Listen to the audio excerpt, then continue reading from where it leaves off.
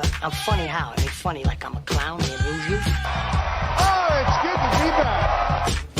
I'm the guy who does his job. You must be the other guy. Yeah, maybe after 9/11, where everybody got so sensitive. Thanks a lot, Bin Laden. Hello, you don't know? It means all those fuckers know. I'm as mad as hell, but I'm not gonna take this anymore. You can't handle the truth.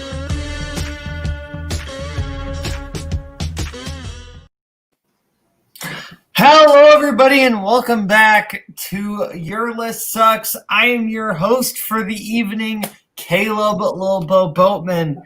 Cody is not here. Cody is gone. This is the boat takeover. He's actually letting me host again. I don't know why. That was a bad idea. He's doing it again. But we have a panel to talk about movies. These are movies about films and actors and things. So we're going to go to the panel first. It is the DJ Khaled of this community, as he just shouts catchphrases all the time and doesn't really do anything. Kaleb Koho. I'm kidding. I wasn't sure you were teeing up with the DJ Khaled thing, so I was like, okay. This is gonna be fun. This is a fun topic. It's a fun group. It's all fun in games until someone loses an eye. And now for the Meg Griffin of this community, in the fact that they are the punching bag. Adelaide Spence, how are you? I'm good. I didn't make Koho spit, unfortunately, so I'm not that funny. Actually, fun fact, I did this list a year and a half ago with a different podcast, and I changed a lot, so I'm hoping this one is better than the last one. I'll kill you. You'll have to add that list if you reveal it. The list is growing. And next up, it is the man who changes his list more than William Bibiani changes his outfit. It's Paul Oyama. Paul, how are you feeling? Do you want to change your list one more time before the show starts, or are you good? Well, everyone loved last week so much that they asked the other three panels to be on, but they couldn't, so I guess they decided to go with me. But no, I'm excited. I think I'm going to have a very different list from the other people on this panel, and maybe I'll change it in the middle of the show. Who knows?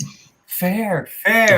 And finally, is he my dad? Is he the Boomer Uncle? Is he Ron Howard? Who knows? It's Brian Michaels. Hi. I just thought it was an interesting choice to have both me and Paul on because our lists are going to completely overlap. Just saying. So it's the same list. Yeah. Same list. Well, they want to cut down on Okay, time. well. They're like, let's make the shortest show possible. There you go. Yeah. Last week was long. We're going to try to make it half an hour this week. Yeah, that's going to happen. Okay, so we're going to get started with everyone's 10-9-8s. We're going to go Koho, Spence, Paul, Brian. So, Koho, let's start us out with your 10-9-8. It's always a good week when I get to start. All right, so my number 10 is a movie I watched pretty recently, The Player. That is called a Yikes, ladies and gentlemen. Okay. My number 9 is Once Upon a Time in Hollywood. And my number 8 is Adaptation. That's also Yikes. All right, so I'm talking about the movie I like pretty okay. So this isn't my favorite Tarantino movie, but like I think this movie has grown on me with every subsequent viewing. When I watched it the first time, I was like, this is kind of going to be overrated. But every time I watch it, I kind of like it a little bit more. I think the whole story with Pitt and DiCaprio and their chemistry is really fun to watch. I don't think all the Manson stuff necessarily works, but I think it gives it a little extra something. But I think the part of the movie that works the strongest is when they're showing DiCaprio as Rick Dalton, and you get to see him making the TV episode, and you get to see DiCaprio play a character playing another character. And I think that is where it works on its strengths. The Bruce Lee fight with Brad Pitt is also one of the better scenes in the movie. I think that's one of the more fun interactions. But I think this movie works really well in the aspect of movies about movies. Yeah, I just want to add this movie to the growing list of movies that Koho yells at me for liking, watches again, and realizes I was right. I won't go that far on this one. We're getting there. But I really enjoy this one. I really liked it in theaters, and I watched it again, and I liked it even more. I think you're exactly right. All the stuff with DiCaprio on the show is fantastic. I understand why it's this low, though, because it's kind of not that much about movies as it is about TV. I think it's more about TV than it is about movies. It still has like enough about movies that it's adjacent, but it's like 50-50 in my opinion. I still respect the choice. Next, we're going to go to Adelaide Spence. Oh, okay. I was gonna say mean things about this movie. My number 10 is also The Player. Yeah. My number 9 is The Artist. Yeah, I didn't think so. And my 8, hopefully I get a yikes in this, is Clouds of Sils Maria. Damn it. All right. Yeah. So, The Artist is pretty short and sweet. I think just it being on this list is more of just the fact that it's about movies, but in my enjoyment, it's just a really nice, light, romantic film. Sort of a send-up on the Star is Born format. I just really enjoy watching it. This movie, fuck you, Multiplex Entertainment in the chat. It's just a really nice, simple time to me. I'm not going to defend it as this great, high piece of art. But if it comes down to, hey, I want a nice, light film, The Artist is one I might return to. This is your go-to nice light film? Not go-to, an option. He's not even done. They're not even done with their picks. Yeah. Oh, so do we go on to 8 now? Yeah. Oh, yeah. So, Clouds of Sils Maria, for those who don't know about it, it's a very quiet, small story about an actress who is returning to a play/film that she did when she was younger and playing a new role, and just sort of her just coming to terms with both what ageism is in Hollywood, as well as just what her career is and how like the complex psychological toll that the medium has on her. I think that it's Juliette Binoche's. I think it's my favorite performance of her, the few that I've seen. Kristen Stewart is fantastic, and I think it's a great just look into what filmmaking is and just what performance is as an art. Just sort of asking what is it like to be an actor and how you have to navigate your roles and the toll it takes in your personal life. Okay, I'll start with the one that I actually had a chance to see. I've seen this one. The Artist, I think, is not great. I understand, I respect what it was trying to do, but it's kind of bad. It's light to the point of being almost fluffy. It just feels not substantive. I think the leads are okay. I don't understand why Jean Dujardin won the Oscar. I think he's fine. I think this is I kind of get why it's on your list, but I also kind of don't, because I don't understand why this movie is that loved. But whatever. Let's go over to Paul. Okay, so unlike the other people on the panel, I put movies that I actually love on my list, which I know, weird choice, crazy. My number 10 is a documentary called Shirkers. My number 9 is Close Up. And my number 8 is Targets.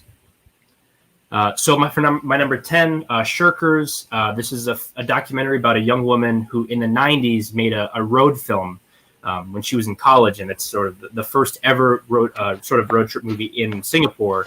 And then her mentor, who had taken charge of editing the film, suddenly disappears with the film, and this is sort of her. She gets some news about a potential lead, and it's such a great exploration of kind of what movies have meant to people and sort of the undiscovered indies that never get released, that never come out. It's got an incredible score. It's on Netflix, super digestible, really, really just fun documentary about movies and what movies mean to people. Number 9 is Close Up. This is Abbas Kiarostami, who's kind of one of the more acclaimed out there filmmakers. It's about a man who is caught impersonating a famous Iranian filmmaker. And he goes and visits his family and when he's pretending to be this filmmaker. And it's really about people's relationship to filmmakers and cinema and the way that it impacts their life and makes them want to be someone else. It's incredibly moving. I know it's not necessarily seems like the most successful, but I think it's an incredibly human and beautiful movie. And my number 8 is Targets. This is the first film of Peter Bogdanovich, who would later go on to do Last Picture Show and Paper Moon and movies like that. It's a movie he made with Roger Corman. And what Roger Corman used to do is he would be shooting his own movies and he would let his proteges used his actors and some jank sets for a few days. And this is the best version of that.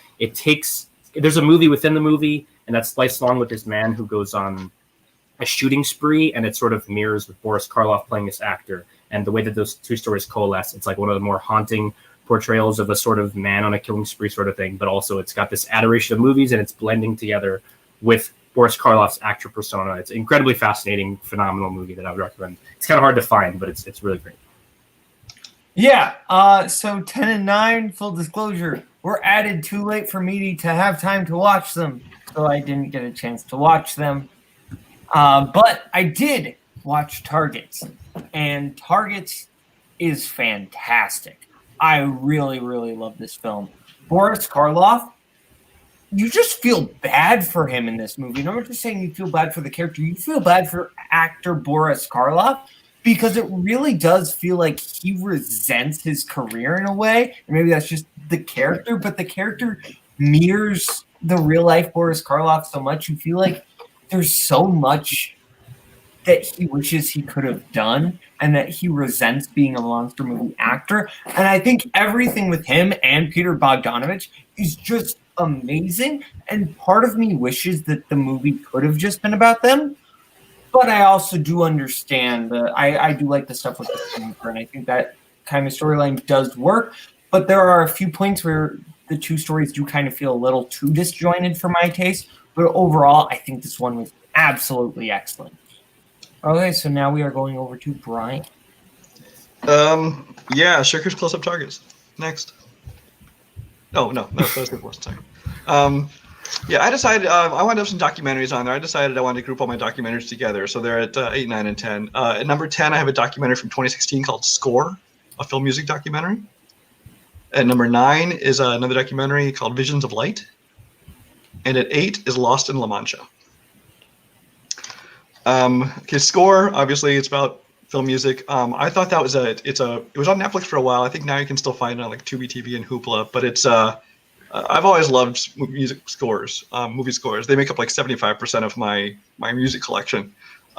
This is a great documentary. It kind of shows kind of the evolution of film music over the years. It highlights some of the best, what goes into the scoring, how it affects the scene, how scenes can be different, with different kinds of music.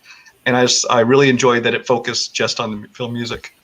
Visions of Light is a 1992 documentary. That's about cinematography. This one, it covers kind of from the beginning of the film all the way up through the 80s because it was made in 1992. So the one downfall is that it doesn't really cover like the last, 20, 30 years. But again, it doesn't go into a lot of the technical aspects, but it kind of covers how cinematography has changed over the years, with years of filmmaking, why it's important, again, how it affects the story, tells you where to look, the lighting, the movement, creates a mood, the pacing. And again, it just kind of gives you a real good overview of kind of how cinematography affects the whole movie-going experience, as well as giving you a lot of great examples to watch. And Lost in La Mancha is 2002. That's a documentary that chronicled Terry Gilliam's first failed attempt to make The Man Who Killed Don Quixote with Johnny Depp. It's narrated by Jeff Bridges, and it started as kind of a fly-in-the-wall documentary, a typical making-of kind of thing. But then as the production went on, everything that could go wrong did, from weather and storms to production budgets to the lead getting injured and all these different things. And ultimately, the film itself was completely scrapped, and all that came of it was this documentary. It's a feature-length documentary, which is really interesting. Just kind of watch not only the downfall of this film, but kind of Terry Gilliam trying to get out of the quicksand of this whole thing. Of course, the film finally did get made a couple decades later, with a drastically reduced budget, a completely overhauled story. None of his first choices of actors in it anymore, and it was okay, not great. But I really love this documentary, kind of showing behind the scenes of a movie that just falls apart. Yeah. So Score, I was able to watch this one. It was a little light to me. I wasn't super interested. I will agree with that. It's not very deep. Yeah, it wasn't super substantive, but I totally respect the art of scoring, and it's a nice little love letter to film scores. So I appreciated what it was trying to do. It's probably nothing I will ever watch again.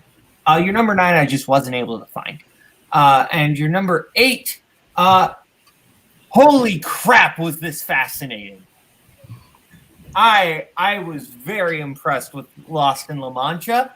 I don't want to see The Man Who Killed Don Quixote because I almost feel like it can't. I've heard it's not great, and I just feel like in general I can't live up to just how insane this was. Because I am just fascinated by kind of these grand film failures, and to just see everything being documented, I think this one was absolutely spectacular. Fantastic pick. Okay, so now we're going to go back over to Koho. Movies people have actually seen now. They're flying. All right, so my number 7 is pretty recent because look at me. But it is The Disaster Artist. The Disaster Artist was a film that I was excited about from the announcement of it. I'd recently seen The Room when the trailer came out, and to kind of see a dramatized version of the making of this movie was kind of cool. This sort of friendship between Tommy Wiseau and Greg Sestero is really at the heart of it. I think Dave and James Franco are both really good in it, especially James Franco. I think he captures Tommy Wiseau in a way that is pretty true to who he is. I think it's a really fun movie. I wouldn't necessarily say it's the most riveting exploration that changes the way you view cinema, but I think as a movie, it's a really fun time to look behind the scenes of a movie that we don't really celebrate for being great, but we champion as the worst, and one of the most fun bad movies to ever watch. Yeah, I think this is a fun little expose on failure and how ridiculous the whole production was. I do, on rewatches, I kind of like this movie less, and it really doesn't have anything to do with the movie itself, but with the fact that I read the book after first seeing the movie, and the book is significantly better because I'm pretty sure that to get the rights to Wiseau's story, they had to sand off a few of the edges because Wiseau is an absolute monster in the book. He is like a garbage human, whereas in the movie, he's not like sunshine and daisies, but the book makes him out to be a lot worse than the movie does. I still think the movie's fun, and there are a lot of Apatow cameos that I really enjoy. Apatow cameos. Yeah, literally an Apatow cameo, but also just Apatow adjacent actor cameos that are really fun. I think overall, pretty interesting movie. Everyone else's thoughts on Disaster Artist? Spence, you are muted. Hello. Back in 2017, I tried to watch it illegally. I only got 20 minutes in. It just felt very poorly paced and poorly edited. I assumed that was just the rip I got, so I haven't been able to return to it ever since. That's about it. The new feature of Your List Sucks. Well, I think Your List Sucks has been blacklisted. So I mean, it's hosted by a murderer. I think I'm okay. This movie would have been nice if Dave Franco decided to act in it and not just wear a wig and be Dave Franco. I think the movie doesn't know what it wants to be. It doesn't know if it wants to be really critical of Tommy and kind of tear him down and make fun of him, or if it wants to have him as sort of this bastion of look at this outsider creating this art. And I think it doesn't choose, and it really suffers from that. It's kind of got a lack of focus. I think it's an okay movie. I totally understand wanting to make a movie about the making of The Room. That's a fascinating subject, but I just think that this turned out to be kind of one note, and it just feels like a long SNL sketch. It doesn't really feel like a movie that comes together for me. I actually agree with Paul 100% everything he said. I was actually going to use the SNL analogy, but I agree in that it's interesting, and there's definitely fun scenes to it and things like that, but it really did have that tonal thing of, do I want to make fun of him? Do I want to kind of respect him? And I understand that. So I agree that while I enjoy the movie, I wouldn't have put it on my list. Yeah, it's not unwatchable. It's just not really, there's nothing really there's no meat on the bone, really. Did anyone else have Brian agreeing with Paul on the 2020 Apocalypse checklist? Because I didn't. We've agreed on something. My number 6 is Who Framed Roger Rabbit. Who Framed Roger Rabbit, I think, is one of the most fun movies I think I've ever seen. I love animation, so for me to kind of blend all the different animated worlds and characters together into this sort of crime noir with Bob Hoskins as the sort of jaded detective that has to go into that world and prove that Roger Rabbit was framed is a lot of fun. I think that Christopher Lloyd is really great as the villain, as Judge Doom. He's really intimidating and feels like a cartoon, which, you know, is perfect. I think Bob Hoskins is the best part of this movie through and through. He brings that sort of hard-boiled, like, film noir detective that you would expect, but kind of gives it a lot more depth to that character and a lot more to look at in the performance than just being the one-note sort of detective that he could have been. All the different animated cameo characters are great. Obviously, as a kid, I loved seeing Bugs Bunny and Mickey Mouse falling together. That was a lot of fun. And also, Daffy and Donald playing dueling pianos. Those are like standout moments. But I think as a whole, this is a movie that like I loved as a kid because it's like, oh, bright, colorful characters. And every time I go back to it since then, it's like, oh, the story is great. And like it's one that I can go back to and watch all the time. I think it's a great sort of it's a great way to take animation and the animated portion of movies and tell a sort of making fun story within that sort of spectrum of film without it being like a documentary. So. This is a movie I don't understand the extreme love for. Do I think this is a good movie? Yes.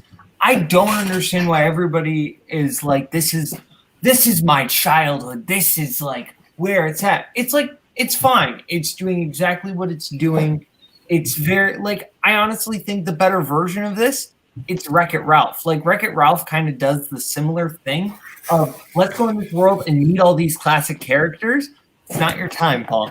Let's meet all these classic characters, but it gives us, like, better original characters. I think Roger Rabbit is an annoying character. I don't like Roger Rabbit as a character. You can argue, oh, he's supposed to be annoying, but I don't want to be with a character who's supposed to be annoying for that long of the movie. I'm here with you for an entire with show. Koho? Come on.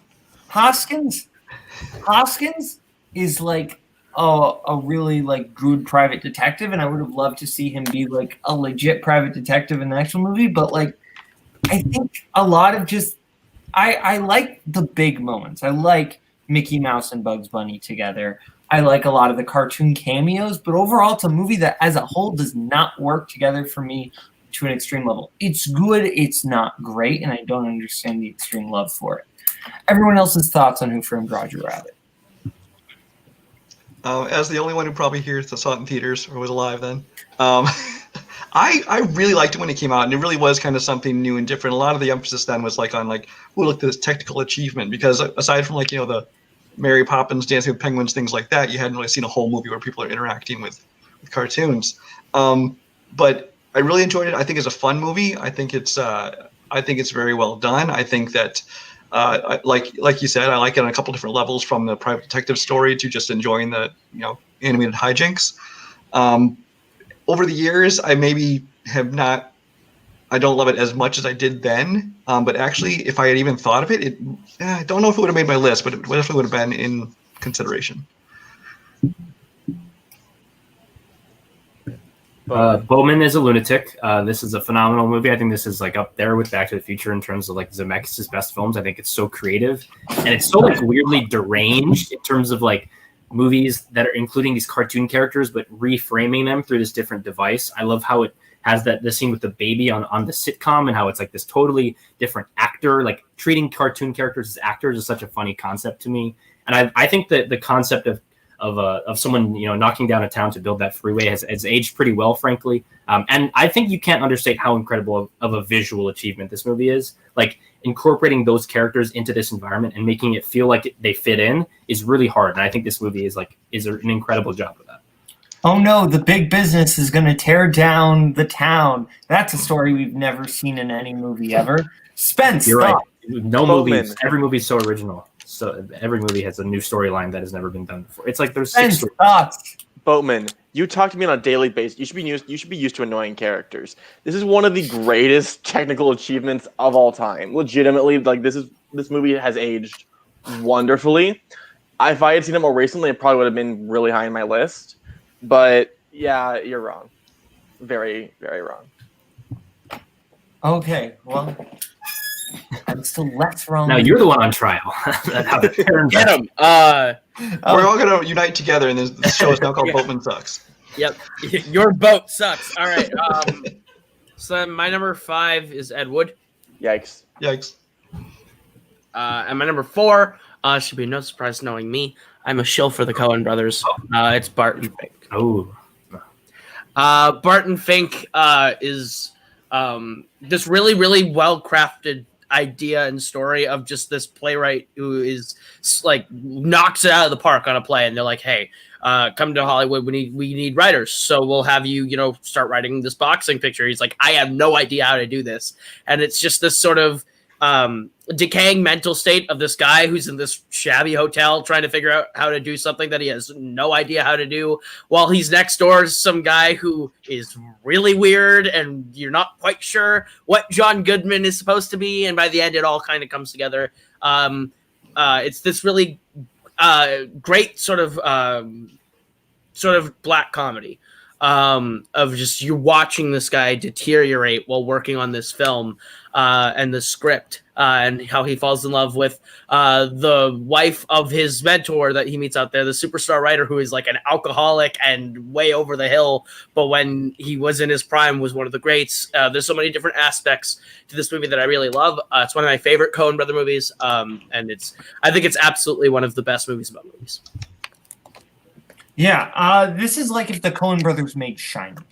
I think this film, like, it has like the creepy vibes in the writer with writer's block, but it like also has the very Coen-y comedic vibes. John Turturro, fantastic. I think this is maybe his best performance he's ever given. I really love him in this movie. I think everything with John Goodman. This is kind of the first time we saw John Goodman be like extremely terrifying. We kind of see later shades of that in like 10 Cloverfield Lane, and he's absolutely excellent in this. And I love this movie's atmosphere. Like everything in the hotel is just so creepy and terrifying. But then you get more out into Hollywood and you see the glitz and glam. And I love all the supporting characters. I think Michael Lerner deserved his Oscar nomination. He's very funny in this. I also love the bits with like Tony Shalhoub. I think overall, this movie, absolutely excellent. It's one of my favorite Coen brothers. Yeah, I think the Coen brothers kind of do anxiety like almost no other filmmaker, and I think this is such a great exploration of sort of the anxiety that comes with the creative process, but at the same time, satirizing these sort of overly intellectual types who can't really relate to the common man. That's kind of one of the biggest things is he's trying to crack understanding sort of your everyman, and he can't get on the same level. I think that's kind of one of the most interesting things about the movie. Yeah, Turturro's amazing. It's really this sort of dark, it's kind of a piece with adaptation, I think, in terms of the way they approach the creative process. And I think that's one of the most interesting things about it. I did not finish this, unfortunately. I think I just caught it on a really bad day. I'm going to revisit it eventually, like most of the Coen filmography. I think the concept in and of itself is really fascinating, especially the really like stark spiral the characters go down towards the end. So from what I've seen, it's good, and I look forward to revisiting it later. Spence, you know what would be really cool? If you actually watched movies. I had a hard time finishing films when I first got into them. Okay, let's go over to Brian. This is one I've actually been meaning to revisit. I saw it so long ago, I don't remember really anything about it. But I need to rewatch this, and this is a good reminder, so I will add it to my watch list. Dementia is a motherfucker. It really is. Where's the lie? Yeah. My number 7 is Tropic Thunder. Not surprised. Yeah, just one of my favorite comedies. I saw it like 4 or 5 times in high school alone. It's just one of those films I really love looking back on, as well as I think it really has. I think it's a fun time satirizing Hollywood at the time, with the or even now, even so, with the fascination of awards, as well as trying to keep things authentic, as well as just again actors just spiraling out of control, being obsessed with themselves more than the product they're creating or the media themselves. Robert Downey Jr. is amazing. I really love Jack Black in it. Ben Stiller's fantastic. Entire cast. Sorry, Cody. sorry, my brain's just not there with this film. But again, one of those films I really just look forward to rewatching anytime it comes on TV. Yeah, I think this is like one of the best of like this era of this type of comedies with like the Ben Stiller, but it's one of the best frat pack comedies is what I think they're generally referred to, and I really like this one. I think Robert Downey Jr. is just incredible. He deserved his Oscar nomination. He's giving it his all. I think everyone else is very funny. Obviously, Tom Cruise as Les Grossman is just super duper fun. I think Matthew McConaughey. I got your table. I can't do it McConaughey, but the important thing here is that he is very funny and he can do a good McConaughey impression. I thought McConaughey was here, so I don't know what you're talking about. I thought he was doing it. I also think Jack Black doesn't get enough credit for actually being really funny in that movie. I feel like he kind of gets overshadowed by a lot of the other cast, but I really kind of like his portrayal of like he's kind of inspired by like a Chris Farley, drug addicted comedian. I think he's really, really funny in a lot of the moments. I want my jelly beans. I think he's really good. I like the cast as a whole. So everyone else, thoughts on Tropic Thunder? I didn't really think of this one, if I'm being honest. I don't know why. This probably would have made my list had I considered it. But this is a really funny one. I've been on this pretty big kick of hitting a bunch of the 2000s comedies, and this was one that I caught a year or so ago, and I really enjoyed. And obviously, this movie will have a certain place in my heart and memory for a while, for obvious reasons. But this is a movie that I think is really funny and really good. Everyone hit it. I think Downey is the best part of the movie, for sure. Everyone else? I enjoyed this movie actually. When it first came out, I didn't like it as much just because I think it was the height of the popularity of kind of all the stars involved, and it's just kind of a little obnoxious with Ben Stiller doing Ben Stiller and Jack Black doing his Jack Black thing, and Danny McBride doing Danny McBride. It's kind of like, okay, we've seen you all do this thing before. But Robert Downey Jr. obviously was good. I actually really enjoyed Jay Baruchel playing basically kind of the straight man in the middle of the situation. The Tom Cruise thing, I didn't find as funny as everybody else did. It's kind of like when you put somebody in a fat suit or something, you're like, oh, look how funny he is. Like, no. But I've rewatched the film lately, and I actually enjoyed it more now that I've kind of had some space from it. And it's enjoyable. Wouldn't have made my list, but I like it. I think the best performance is a 10-year-old Paul Oyama as an uncredited extra in a cut scene of this movie. Fun fact, that actually did happen when I was in 5th grade because they shot it here in my hometown. But I actually agree with Brian. I think that Tom Cruise is like trying to go viral in this movie, which like makes it not quite as funny. Like it just feels like he's trying too hard, and I think he kind of goes a little too far over the top. I think Brandon T. Jackson's kind of underratedly funny in this movie. I think his character is hilarious and like one of the sort of standouts for me. I think it's a good movie. I like the Nick Nolte character a lot. That's kind of a fun like send up on his persona as a star. I think that's really great. I actually think Ben Stiller is kind of not great in this movie. Like he's kind of not as interesting as I would want him to be sort of as the central figure. And I think it's a really, really funny movie. I rewatched it somewhat recently and it's still great. But I think it's just kind of missed my list because a few of the elements just don't quite work for me. And a lot of those are the kind of more movie elements. So, yeah. My 6, which I don't think everyone here has seen, I'm unsure. It's Brigsby Bear. For those who don't know, it's about a kid who, when very young, he was kidnapped by Mark Hamill and raised in like in a small enclosure, and then like someone indoctrinated with the TV show produced and starring Mark Hamill, as well as a couple other people, just trying to raise him in this cultist like atmosphere. And then when he's like in his early to mid 20s, he gets rescued, and then it's sort of him adjusting to life after that, and then trying to recreate and then shoot a finale to the TV show that he watched in the bunker. And so it's not directed by him. It's written by and stars Kyle Mooney of SNL fame. And you can really get his sense of humor that he gets from the shorts on the show as well. But there's also just this really earnest heart to it. Like he's entirely unaware of just the pain that he went through going there. And he's just so fascinated and so enraptured by the artistic process of just making a film, finishing what he so dearly loves. And I think just that plays really well to just this community as a whole, but also to me, with just the idea of just like utter fandom and being so caught up and in love with it, you want to put your own heart and soul into every facet of that. And and yes, says in the chat, Hamill is also really great, and he has one scene near the end which just really just wraps into this. I don't know what I'm trying to say, but just I think like him and Hamill especially are fantastic, and just seeing the way the character has to adjust to real life as well as just not knowing the pain he went through is a really interesting development of the story. Yeah, this is one that Spence had been trying to get me to watch for like the longest time, and I finally watched it, and it's good. It's good. Spence hyped it up a little too much. Spence made it like sound like the most Boatman movie ever made.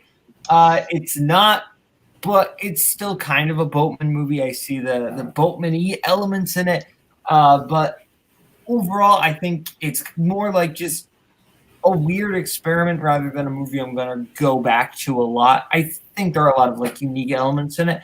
Kyle Mooney, I was kind of impressed with him because I think he's doing a really good job. I'm not the biggest fan of him on SNL. I thought he was always fine on SNL. I'm kind of an SNL nerd, and he's never been one of like my all-time favorites. But to be fair, a lot of times he gets cut a lot from SNL, so you don't really get to see his sketches. But overall, this movie was good. Everyone else sucks. I'll just get it out of the way real quick. This is one that I had heard a lot about, and I know a lot of people that love it. This is kind of a rare one where I haven't seen it. I know it's one of those kind of more beloved indies from the last couple of years that I just never really got around to watching. I was excited. I actually like Kyle Mooney a lot. I think he's underutilized on SNL. I think like his type of humor doesn't really blend with the other cast members he's usually on with, which is kind of tough. But yeah, I'm excited to see this one eventually. Just haven't gotten to it yet. I haven't seen it, but Spence hyping up a movie to the point where it doesn't necessarily live up to the hype. That's never happened before. Fortunately, says you. I have seen Brigsby Bear. I actually thought it was pretty good, and I'm not a big Kyle Mooney fan. I mean, if you know Kyle Mooney's humor from SNL, it's very much his same style of humor as kind of the shorts he does on there. But here he's kind of given some space to like, you get a real connection to the character and the relationships, and you really kind of you learn to identify with the character. And I really enjoyed this movie more than I thought I would. Not as much as Spence, I think, but I was surprised to enjoy it just because I'm not always a great fan of Kyle Mooney. I like the weird indie shit. My number 5, be prepared for a yikes, is La La Land. Oh, well, fuck you, Koho. I just did an entire top 100 series that also Brigsby's just TV, isn't it? Well, no, because Brigsby Bear it ends with him making a movie as. Oh, does he make a movie of it? Okay. Yeah. So yeah, I don't care. I was curious. Yeah, you guys know La La Land. It's a movie. It's the most recent, probably the biggest movie about movies that we've had recently. It's about a woman who dates a guy who loves jazz, also known as Barry B. Benson, and then just her trying to survive in the film industry as well as just sort of what to sacrifice in terms of like, does she really care about her art? And that sort of plays into Ryan Gosling's thing as well. It's one of my favorite films of all time. I fucking love this to pieces. Just pretty simply, it would be higher, but I think I forgot who, but someone in our group made us think about: is this really a movie about movies or is it about TV? And I think it just got in my head about it. In retrospect, I probably would have moved it higher, but it's a near perfect film. This is, I think, the movie I've seen most out of any movie ever, and I just love it to pieces. I could watch this on a loop for days and days. I'd never get tired of it. Yeah, I personally say this movie is sort of about movies. It's adjacently about movies, but it's about Hollywood in general. So it's about basically every industry. I really do love La La Land. It's not a movie that immediately comes to mind when I think of movies about movies. There are the movies that like are more specifically, this is absolutely like about movies. This is more like kind of sort of about movies.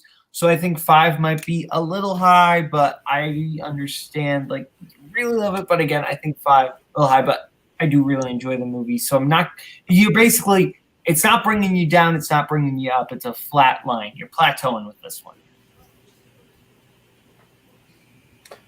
I love La La Land. I think it is a great movie. I still think it should have won the Oscar over Moonlight. Yeah, I said it. You didn't have. I was waiting for that from Paul, but yeah, you really didn't. But I love the movie. But I would not have put it on my list just because, again, I don't really consider it about movies. I mean, the character happens to be an actress, but really, movies barely even plays a part in the movie.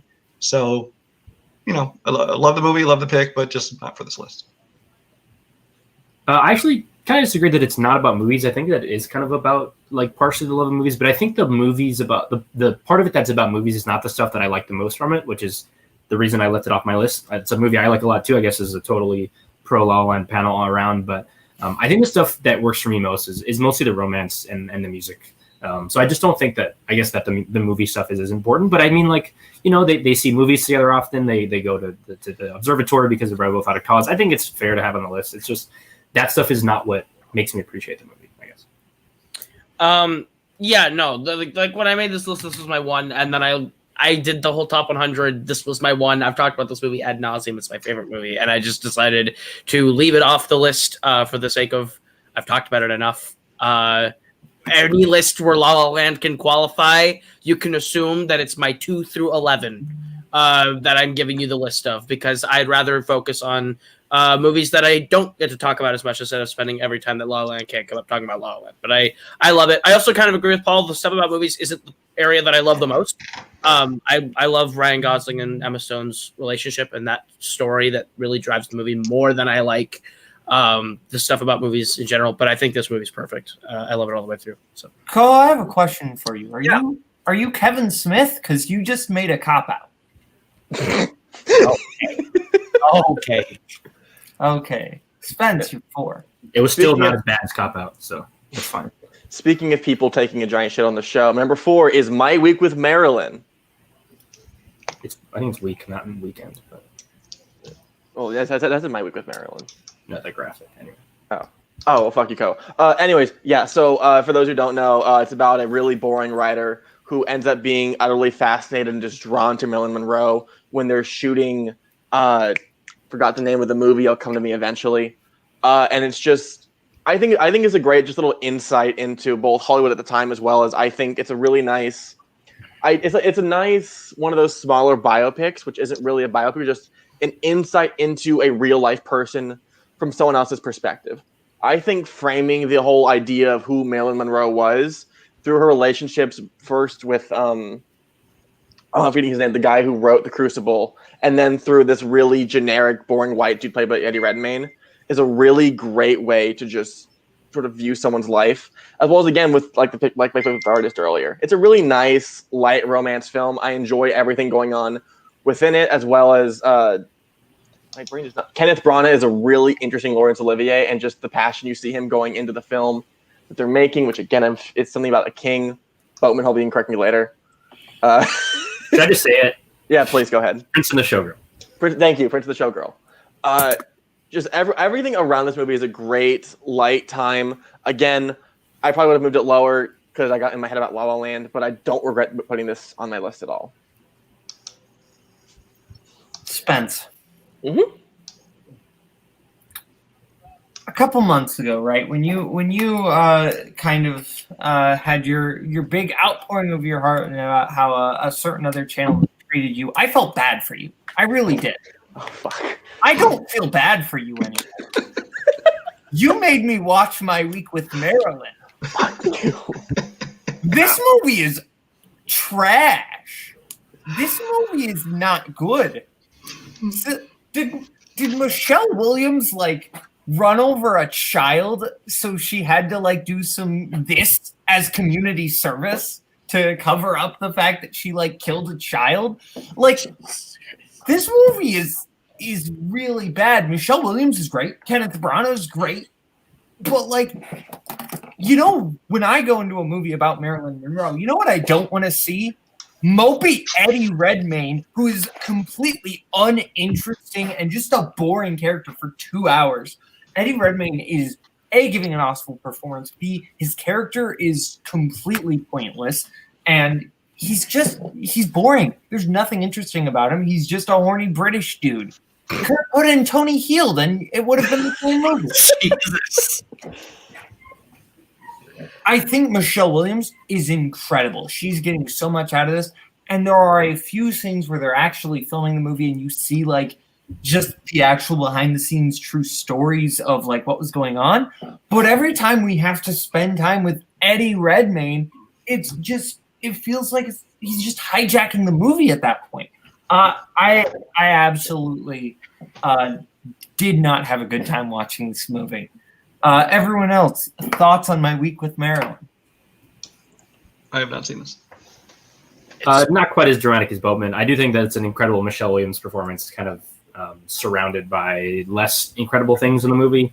I think the biggest thing is you just don't really believe that Marilyn Monroe would be interested in this guy.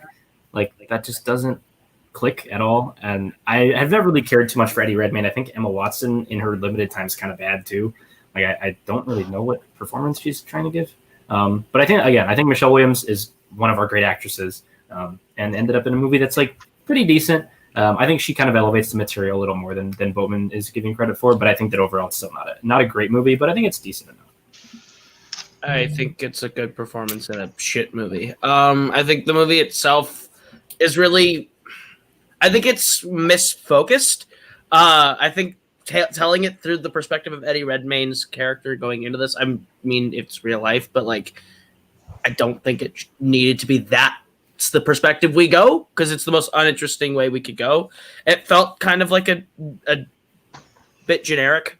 A lot of people walk through with like that. It's like, oh, Arthur Miller, that's cool. But at the same time, it's like, I wish that these walk-on cameos meant more than the script gives them. But yeah, no, Michelle Williams is great.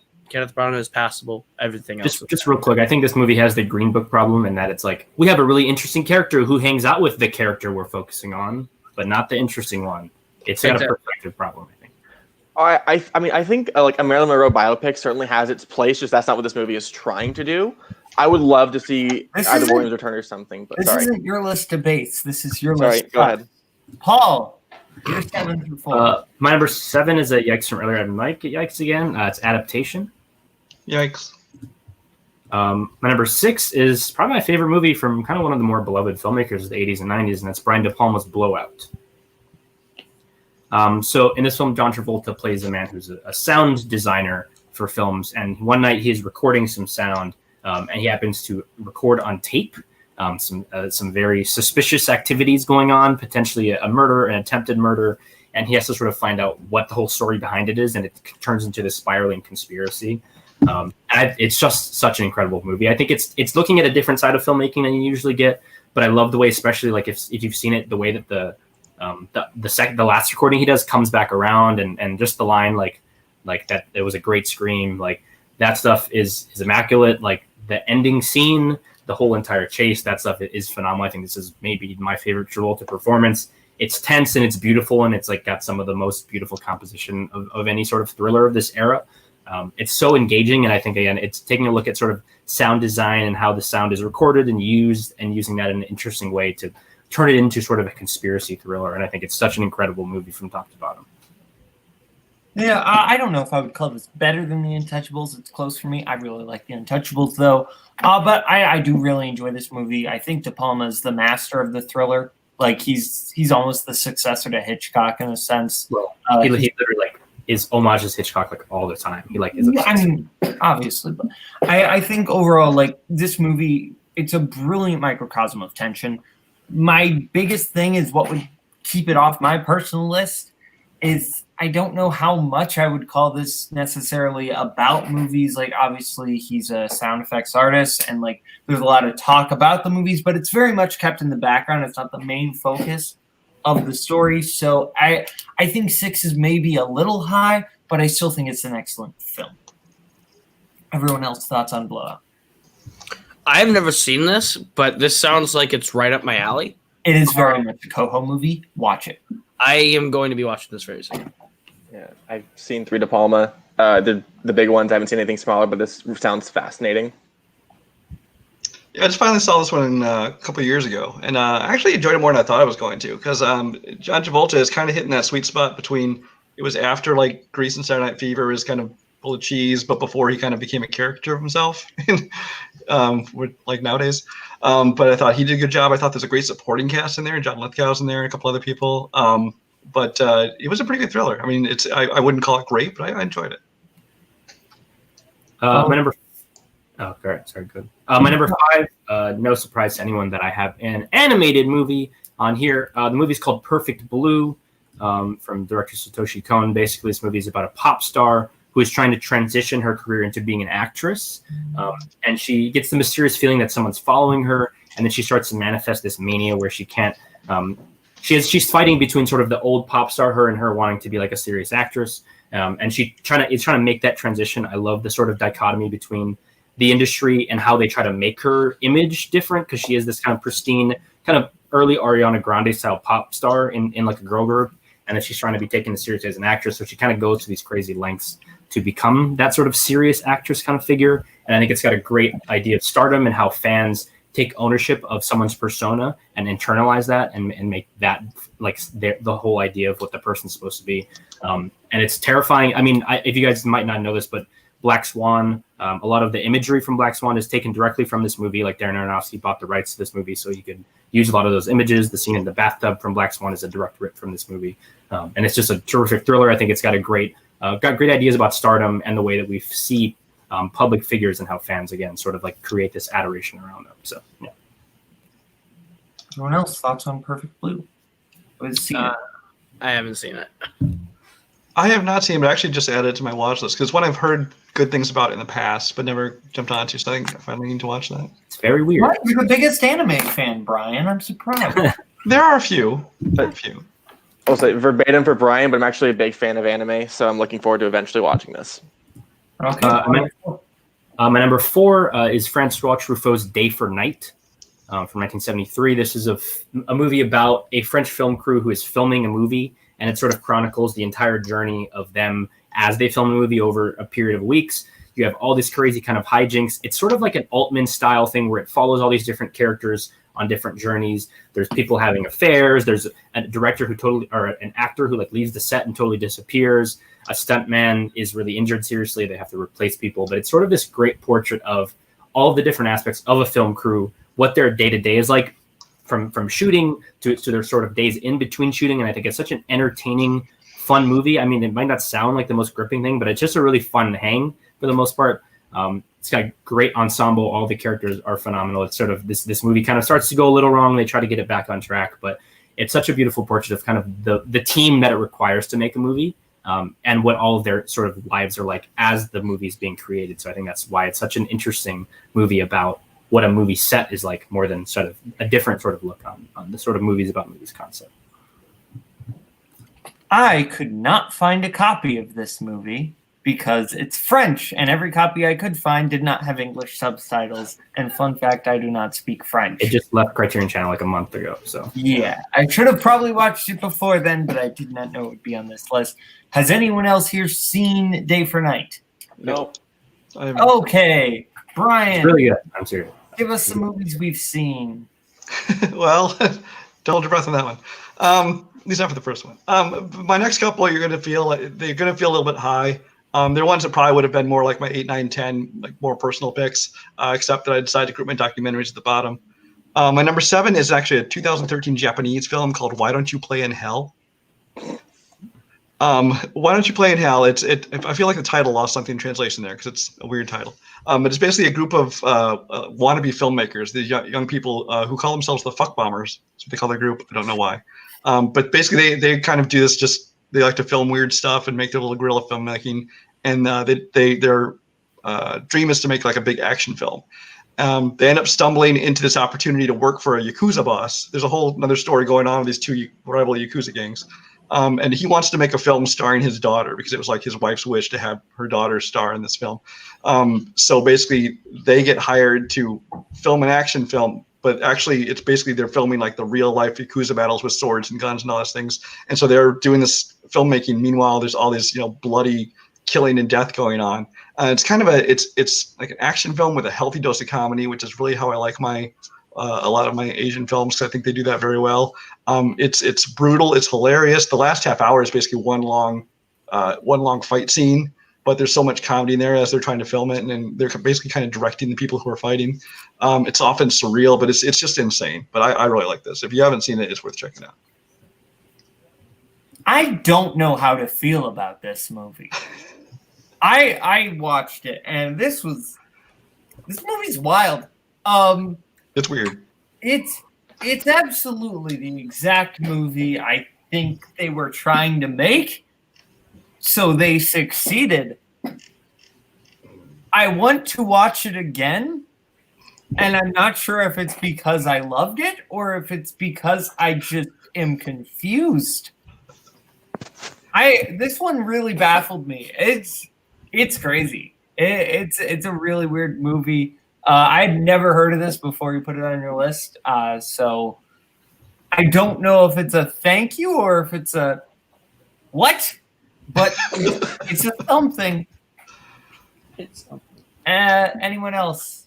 Has anyone seen it? Yeah. No. I will say I really like the director. The director, Sion Sono, is a really fascinating director, really prolific. Like he puts out like almost 2 movies a year a lot of the times. He's got a lot of other interesting movies, so I'm excited to see this eventually. I didn't even realize that this was a movie about movies. I just sort of heard of it via the title, but I'm excited to check it out. He's kind of got an interesting style, and I wonder if that carries on into this because he makes a lot of kind of more genre-y, like more directly genre movies. So I think this should be a fascinating watch. Okay, and your 6, Brian. My number 6 is Bowfinger. Bowfinger, a 1999 comedy directed by Frank Oz. It's basically, if anybody doesn't know, it's Steve Martin's like the struggling filmmaker. He needs his next one to be a giant hit because nobody will give him a job, nobody will finance his movies, and so he tells people that he's going to have the biggest star in town is played by Eddie Murphy. It's Kit something. I almost forgot the last name, but he says he's going to star in his movie, even though he doesn't actually have him starring in his movie. So what he decides to do is he's going to basically film him in a movie where he doesn't know he's in the movies. They're following him around, and he has his actors walking up to them and saying lines and stuff, and he has no idea what's going on. He thinks there's some kind of weird alien invasion, gets all paranoid. Eddie Murphy plays dual roles in this. He plays Kit along with his twin brother, who is like this goofy character, the one you see like on the posters and the DVD cover, who basically becomes like the stand-in for him. I think it's Eddie Murphy's probably funniest, one of his last funny performances in the last, 20 years. I mean, he's had a couple here and there, some spotty ones. Steve Martin, same thing. I think Steve Martin hasn't done a lot of good stuff in the last 20 years, but this one I think was kind of the last hurrah. I just really enjoyed it. This movie should be a movie I love. It checks so many boxes for comedy development. Directed by Frank Oz, who has directed some of my most favorite comedies ever. Starring Steve Martin, who has been in some of my favorite comedies ever. Starring Eddie Murphy, who has done a lot of work I really like. And it's about movies. And for some reason, this one just doesn't click for me. I think the biggest problem, I love everything with Eddie Murphy playing the actual, film star. I get really annoyed by when he plays the twin brother. I think it's the voice. I think it's everything. And you can say, but the character's supposed to be annoying. I don't think he's that funny. I think this was the time when Eddie Murphy just had it in his contract that every movie I have to play multiple characters because that's what Eddie Murphy does. And I think it didn't really work for me. I really like the stuff where he's the actual hotshot celebrity. I think that's really funny. There's a scene where he's looking at the script and he overanalyzes it. I think that's super fun. That scene's super funny. But a lot of it just didn't work for me. Everyone else thoughts on Bowfinger? Haven't seen it. Didn't think it'd really be up my alley, but I like the cast. I haven't seen it. I haven't seen it, but from how you described it, I was into it, and then you said the twin brother thing, and I was like, now that's not quite up my alley, but we'll see. I might watch it at some point. 2 themes. Brian likes the same actor playing twin brothers, and also Kaleb hates when characters are intentionally annoying. That's an interesting theme to take out from this. I think this movie's really knowing about the movie industry in a way that I think it doesn't necessarily get enough credit for. I think that when they're talking about the way that it functions and what they need him to be and how they're trying to portray him as an actor, I think that stuff is really smart. I think it's pretty funny. It's been a long time since I've seen this, but I am kind of eager to revisit it just because I think now knowing more about movies, I think this will sort of open up a little bit.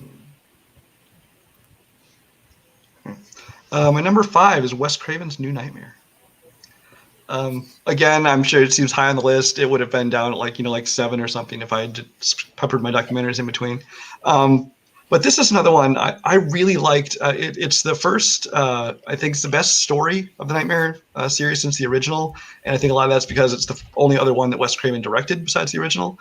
It's kind of took the meta approach where, everyone plays themselves, the actors and director, and Robert Englund and Wes Craven, everybody's in there playing themselves, and these movies exist in that universe. But then they also have to deal with the Freddy essentially coming out of the movies and attacking them. I really enjoyed that meta approach to it. I think they found a fun new approach to it because I've actually enjoyed the Nightmare on Elm Street series just for what they were, funny lines and creative kills and things like that. But this is the first one I thought that actually it really took a fresh new angle on it, and the new approach really kind of reinvigorated it, and I thought it was clever. Yeah, I am very glad you put this on your list because I had never seen this one. I don't like the original Nightmare on Elm Street. I think that movie is incredibly overrated. I was super impressed with this movie. I really love the meta narrative going on, but I think take that away, it's still a super great psychological horror. I love how really you do get the sense that Heather Langenkamp is just going insane. And I love everything with her son. I think it's really a heartwarming relationship in a sense. And I love every scene where she goes and talks to Robert Englund and John Saxon and Wes Craven. Those are all great. And it's just a super weird experiment to take a franchise that had been running so long and then make a sort of sequel that takes place outside of the universe but still puts Freddy Krueger in the real world. It's such a fascinating film, and it clearly paved the way for Wes Craven's next picture, Scream. There's a lot of elements, including the phone calls. I think super, super happy I finally got to this one. This would be my favorite of the Nightmare on Elm Street franchises. I think it's the best one.